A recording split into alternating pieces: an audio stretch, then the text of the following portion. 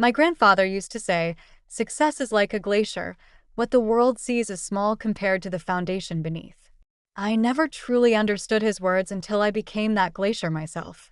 I'm Lena Morales, and this is the story of how I went from being the embarrassment of my sister's glamorous world to watching her carefully polished image fracture in one unforgettable night.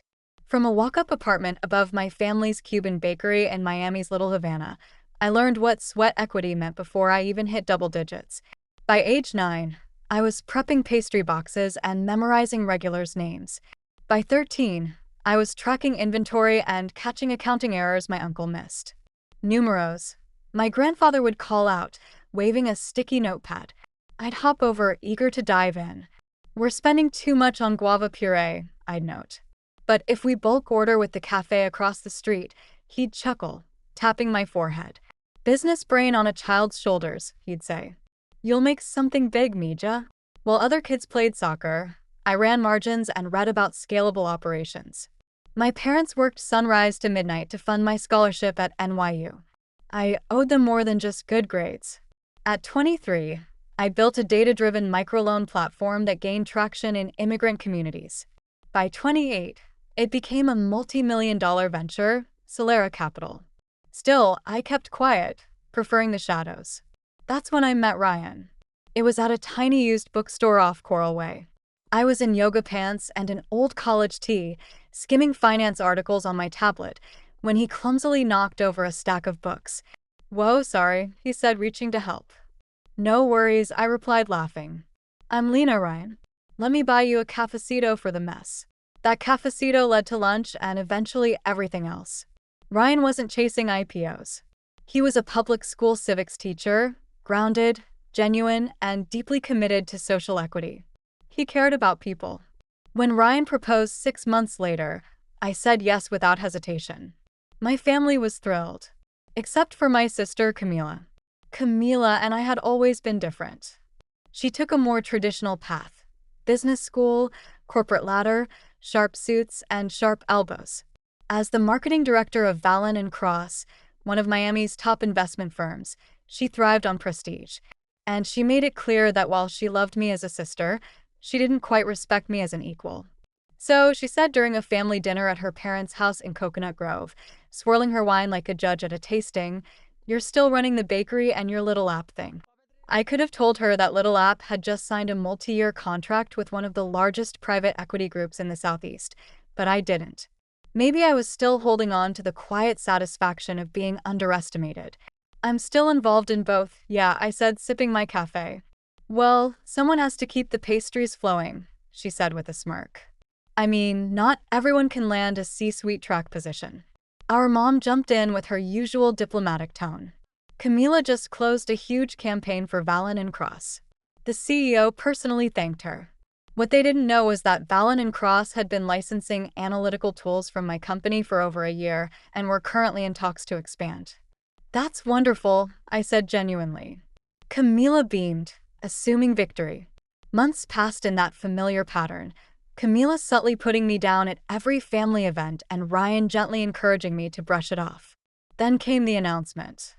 Camila was hosting a gala to celebrate her promotion to senior director. At the planning dinner, she turned to me with a smile like a blade. Lena, since you've got experience with events and food service, would you mind helping manage the catering crew? Mom clapped. What a perfect idea. Lena runs a business. She knows logistics. I met Camila's smug gaze and smiled. Of course, I'd be happy to help, I said calmly. Later that evening, Ryan tried to pull me aside, guilt clouding his expression. You don't have to go through with this, he whispered. We can tell them you're sick or had a work emergency. But my mind was already spinning. No, I want to help, I said gently. After all, it's a big night for Camila. Everything should be flawless. What no one at that table knew was that just that morning, I'd received an intriguing email. The CEO of Vallon and Cross, yes, Camila's firm, James Vallon himself, wanted to meet the elusive founder of Solera Capital, me. Apparently, he would be attending tonight's celebration. Suddenly, the pieces fell into place, and for the first time since my sister's relentless jabs began, I smiled. Not politely, not to keep the peace, but a smile born of anticipation. Camila had no idea that her carefully curated celebration was about to turn into something much grander than a promotion party. Sometimes, the best revenge isn't payback, it's revelation. And tonight promised a spectacular one. The Whitmore home had been transformed into something between a luxury showroom and a gala. Doreen called it classy and elevated. I thought it looked like Pinterest met Wall Street. Crystal stemware lined every table. Ice sculptures glistened in the South Florida heat. A harpist played near the garden fountain. I couldn't help thinking the event budget might outstrip Camila's bonus. "Lena," she called, striding in with the confidence of a queen. Her silk gown shimmered under the lights. "The catering staff is waiting. Try to keep them in line, and please," her eyes flicked to my modest black dress, "stay behind the scenes." I nodded. "Of course, Camila. I'll make sure everything runs smoothly." Ryan squeezed my arm. "We can leave now." I smiled. "No need. Everything is going exactly as planned." In the kitchen, the catering team looked overwhelmed. Camila had apparently demanded last-minute changes again. "Miss Morales?"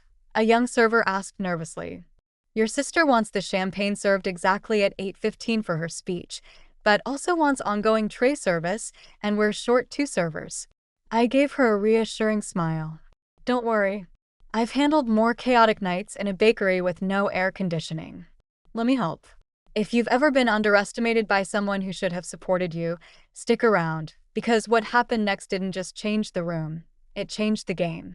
And if you want to see how quiet power speaks loudest when it matters most, make sure to subscribe to the channel. The next part of this story is one you won't want to miss. For the next hour, I worked side by side with the catering crew, coordinating timing, plating hors d'oeuvres, and ensuring champagne kept flowing. All the while, I kept an eye on the guest list, noting each new arrival. Camila floated from circle to circle, sipping too much Prosecco and laughing just a little too loudly at her coworkers' jokes. "Did you see Lena?" I heard her giggle to a group of sharply dressed executives. "My sister, she's helping the catering team. Honestly, it's where she feels most at home. Poor thing." A round of polite chuckles followed. "Some people just aren't made for this world," she added with a theatrical shrug. Our mother, Rosa, chimed in sweetly. "We've always tried to include her. Of course, it's what family does, but with her background, well, we can only do so much." I passed another tray of canapes, quietly observing as executives from Valen and Cross trickled in. At 7:55 p.m., my phone buzzed. A text from my CFO, all signed, "Everything's in place, we're greenlit." I smiled to myself, right on cue. Camila, now flushed with drink and praise, addressed another group. When Ryan first introduced me to his girlfriend, my sister, I thought he was joking. "A baker/app tinkerer." She laughed. "But our mother says charity begins at home." Speaking of charity, Rosa added, "We're thinking of helping her with a small down payment on a modest condo. Not too close to Coral Gables, of course, but something manageable." Just then, a stir swept across the room. James Valen had arrived. Camila nearly tripped over her heels in her rush to greet him. "Mr. Valen, we're so honored to have you." Dressed in a bespoke navy suit, he scanned the room. Then his gaze landed on me. His brow furrowed briefly, recognition flickering. Camila laughed nervously. "Oh, don't mind her. That's my sister Lena, just helping with the service. Let me show you the marketing deck I've prepared." "Actually," James interrupted, still staring at me. "Isn't that?" I passed my tray to a waiter and stepped forward. "Lena, please," Camila hissed. "Mr. Valen doesn't need a drink. Just go back to the kitchen where you—" "Hello, James," I said evenly. "Thank you for coming tonight." His face lit up. "Miss Morales, I didn't expect to see you serving drinks at your own celebration." Camila's voice rose sharply, brittle with disbelief. "What?" "Yes," James Valen continued smoothly. "Given that Solera Capital has just acquired a controlling interest in Valen and Cross, I assumed this event was organized to announce the merger." He turned to me, smile restrained but amused. "Unless you wanted to keep that under wraps a bit longer." Silence fell across the entire estate. Even the string quartet stopped mid-note. You could hear the clink of ice in untouched glasses. Camila's flute of Prosecco slipped from her fingers, shattering across the marble floor. There must be some mistake, she stammered. Lena, she's a baker. She runs that little shop in Little Havana. James chuckled softly. Miss Morales is the founder and CEO of Solera Capital, which, as of today, owns 51% of my firm, and by extension your department. He turned to me again, eyes gleaming. Those data stream optimizations you recommended? Absolutely brilliant. Our engineers couldn't stop raving. Across the room, Rosa grabbed onto the edge of a chair, pale and speechless. This can't be. Lena doesn't, she couldn't be. Oh, but I am, I said quietly. But in the stunned silence, my words echoed.